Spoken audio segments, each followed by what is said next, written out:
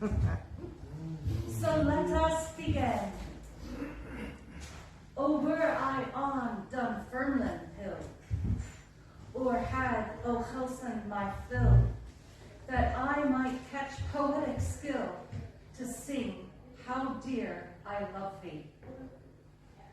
But let mine be my muse's well, my muse maun be thy bonny cell.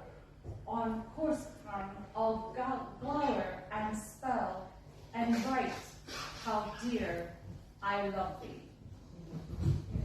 A very warm welcome to each and every one of you this evening. We shall begin this evening with Bill and an address to a haggis. Make sure the kitchen's ready.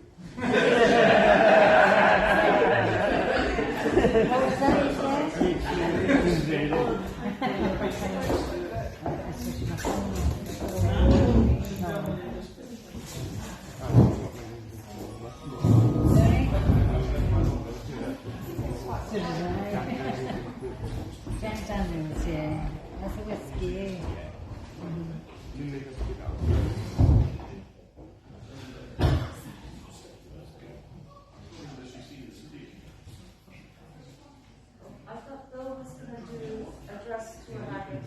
Right. Are we supposed to stand up for that?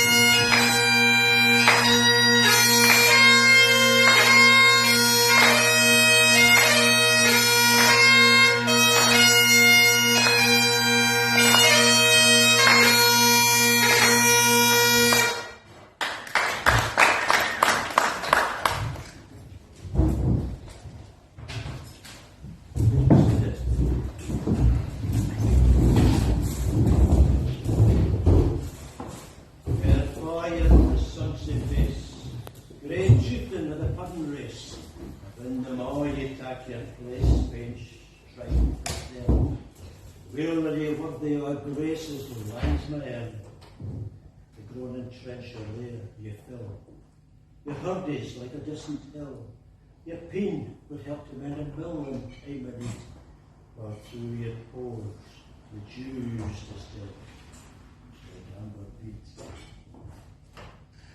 His knife, see a rustic, labour dicht, and cuts ye up with ready slick, trenching your gushing entrails, brick like corny ditch, and then, oh, what a glorious sight, one little rich.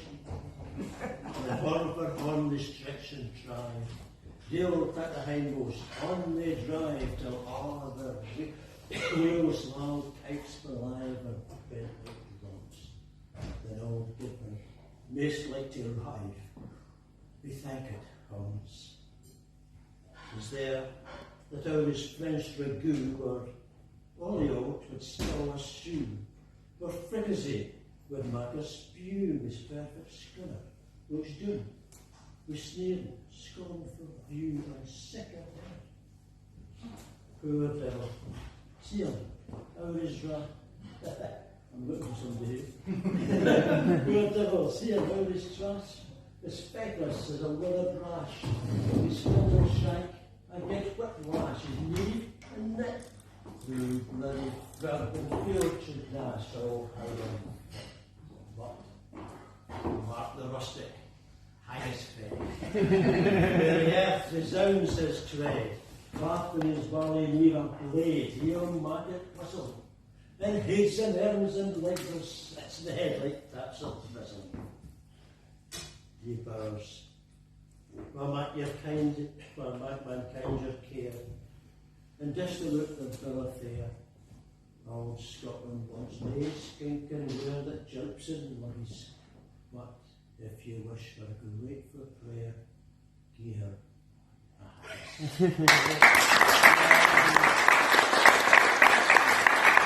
I was quite taken aback.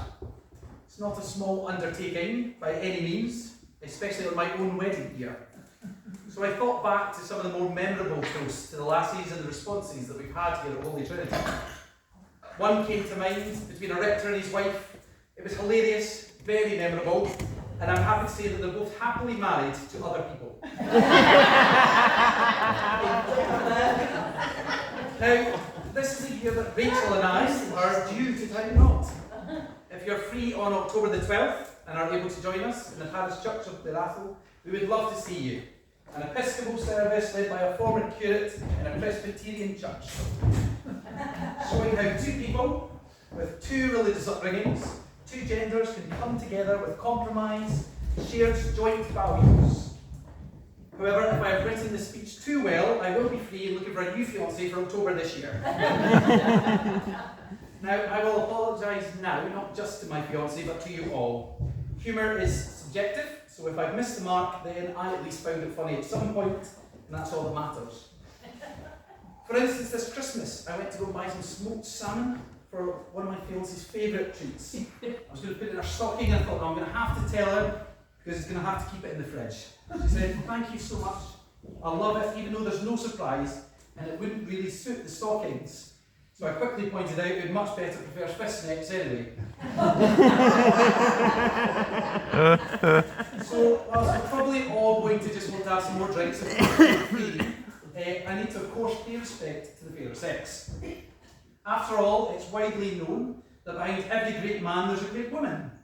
Look at some of the world leaders. Michelle Obama, Sarah Brown, Queen Camilla have broader appeal-ish and respect than their partners. But even back in the time of Burns, a Scottish woman could serve as clan chief. She could enter battle just as men did. A woman could divorce her husband if he failed to support her, treat her with respect if he was impotent, sterile, gossiped about her sex life, and she could leave him if he was fat, a snorer, or just plain repulsive. So, whilst that clearly does not apply to me in any way, it's clear who calls the shots. But there's something about women that men will just never understand. So I'm going to start listing them, that's why I've got so many pages. We would start off with a simple one, shopping. Yeah? No. Why is it you find, this is not for anyone in particular, why is it you find what you're looking for in the first shop, you then spend the subsequent 3 hours walking around all the other shops to go back to the first shop and buy where you saw it, or just not buy it at all anyway. But that said, I hate shopping, with a passion. So the fact that you go off so often, so I don't have to, I suppose it's the better end of the deal. Going to the toilet in pairs. Why is this a thing? I think it's because you just don't want to find out that somebody's been behind your back, so you all go together. Now, I was part of a £20 bet once at Hogmanay. I will share this tale. A lad from New Zealand asked this very same question, and at that time of night at Hogmanay, for £20, I was anyone's. So we had a race. His two female friends and me and my newfound friend from the other side of the world. We stepped into the Portaloo, shoulder to shoulder. We looked at each other in the eyes, and we thought, this is great. We've cured bathroom queues forever. Until we stepped out of the Portaloo, as we looked out over the castle and the thousands of people who turned back and looked at us, and in perfect unison we thought, it's got a bit weird, hasn't it? Number 3, okay, well I think it's got a bit weird, so I'll move on. No. So I am delighted, to be fair, to be given this role, one that I am well aware could be controversial, especially given the times we live in. A time where society rightly addresses inequality. So 2 centuries after a dead white male poet died, why should we still heed the call? There are still so many reasons to give the toast, but one I am clearly qualified for, apart from my lack of any real Burns knowledge and the ability to remember absolutely anything, including to have breakfast, which, yes, Rachel does text me on most mornings to remind me to see whether I've fed myself or not. But I was the only bloke, the only one to start in the Ministry of Defence's recent campaign to support women in the workplace. Powerful and highly capable women from across all levels in the ministry starred, explaining that how it's a great place to work, and finally women are being fully respected and can lead from the front.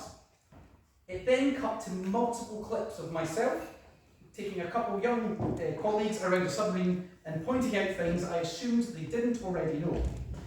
I'm not saying I was mansplaining anything, but how they quite edited that together, I'm still not sure. We know now that women can and should have opportunities to lead and use their various skills, not just in the home, but in the workplace, throughout society.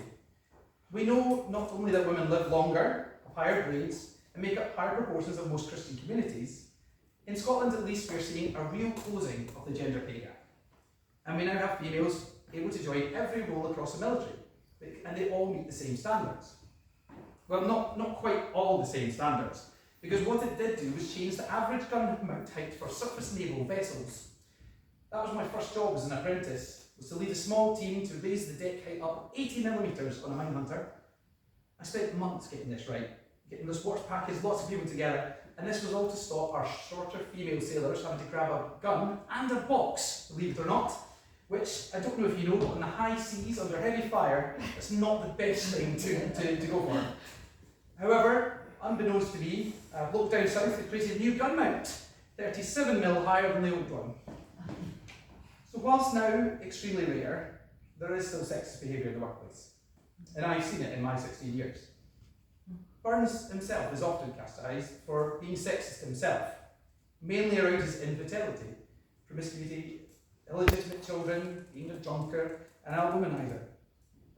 And a lot of people do refer to Burns as a womanizer. But I would like to dispute that. After doing the research for the speech, which in no way did I get help from my lassie-ish, I came to really find that Burns was not a womanizer, but instead he held the highest regard for women, and in fact much preferred them to the company of men. Burns valued and appreciated beauty and intellect, humour and a passion for words and language. But he loved women too. Truth be told, he regularly used these words to describe the lassies in his life, and his commitment to them. His memory gets little praise for his support of women. He championed women's rights and treated them as equals at a time that was not the case. He was, in every sense of the word, a feminist. His poem, The Rights of Women, proves this. Indeed, he would go on to suggest that God was a woman.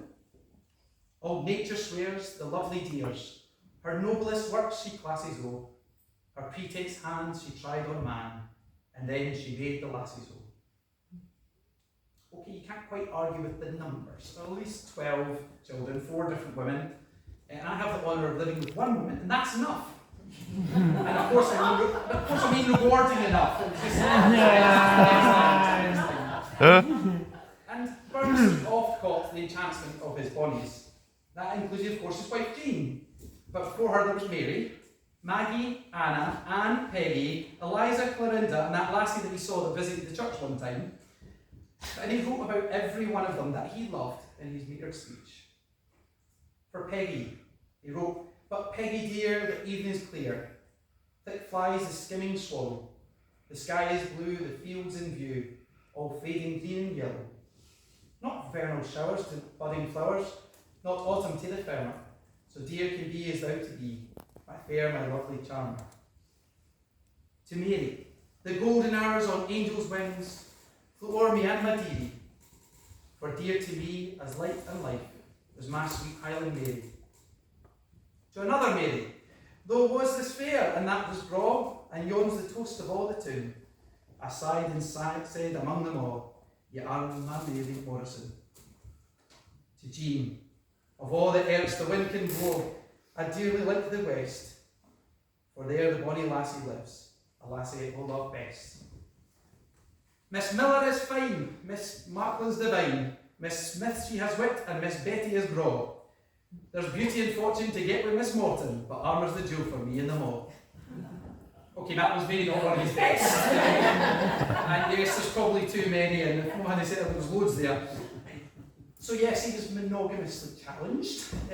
He was a reckless romantic, and he fell in love, and into the odd bed, too easily with women. But this does not mean he disrespected them, or treated them badly, or thought them inferior to himself. He loved women.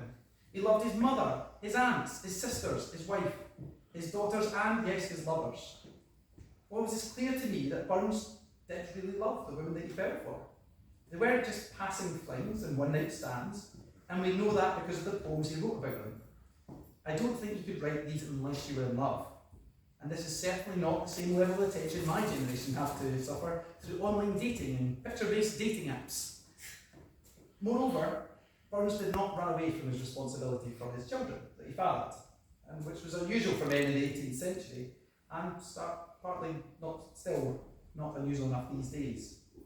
He made legal provision, for example, for his first child, Elizabeth Peyton, providing some financial support to her mother, Betsy Peyton, although the child was being brought up by his mother at the time. His poem, A Poet's Welcome to the Love-Begotten Daughter, is actually a beautiful poem, expressing his love for his firstborn daughter. Moreover, he was, by all accounts, very attentive and a loving father to all of his children. James Gray, who was the rector of Dumfries Academy back in Burns' day, said, "He superintended the education of his children with a degree of care that I have never seen surpassed by any parent in any rank of life whatsoever." Which, when Burns practically filled half the school himself, was a lovely sentiment. But the lassies broke Burns' heart. Repeatedly, to be fair. He lost in love. Can there be any song so sad as the Banks of Doon? Ye banks and braes o' bonny Doon, how can ye bloom sae fresh and fair? How can ye chant, ye little birds, and I sae weary full of care? They'll break my heart, thou warbling bird, that wantons through the flowering thorn.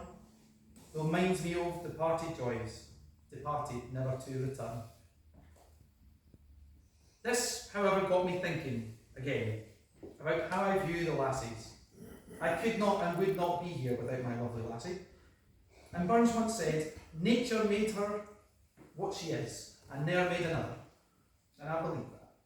There's a perfect lassie out there for every laddie, or a laddie for a laddie, or a lassie for a lassie, or folk who didn't want to be called a lad or a lassie. It really doesn't matter, as long as we have love. Something that God agrees and tells us at every turn. God is love, and we, all of us, are God's children. So to that, to every lassie here, there and around the world, please, if you are able, would you be upstanding and raise a wee dram? To the lassies. To the lassies. As a teacher, I preach to be kind, so ridicule and slagging off in this speech you may not find. Some observations, comparisons, and musings from me and the bards. And anyways, Jack promised it wouldn't be hard to write this here speech, since, well, she does teach. I'll endeavour to do as Google says, keep it less than 10 minutes, so we're no here for days. Don't be too nasty, but get it gouty. So let's get the bow, see how I do, and if you don't like it next year, it could be you. Why, thank you, dear sir, for your generous toast. I'm surprised it wasn't a bit more slurred. You're knocking back that whiskey. I was worried it'd be a bit more risky. I've been asked to respond on behalf of the lassies. I'll try my best to keep it classy. 2 weeks ago, Andrew did ask if I would take on this mighty task. No Holy Trinity burn supper I have been, but he was guy keen to take the chance to raise some cash by throwing this here Scottish bash. We gather here this broth-in night. I'm hoping this doesn't end with a fit. Here goes my response from the fairer sex, an age-old dispute who's more complex. As lassies know we are the best, but this is no time to boast. Instead, can I offer a response to you lads? Without you boys, who would drive us mad? So men, papas, brothers, uncles and dads, my purpose tonight is not to mock, or mention your feelings, like picking up socks.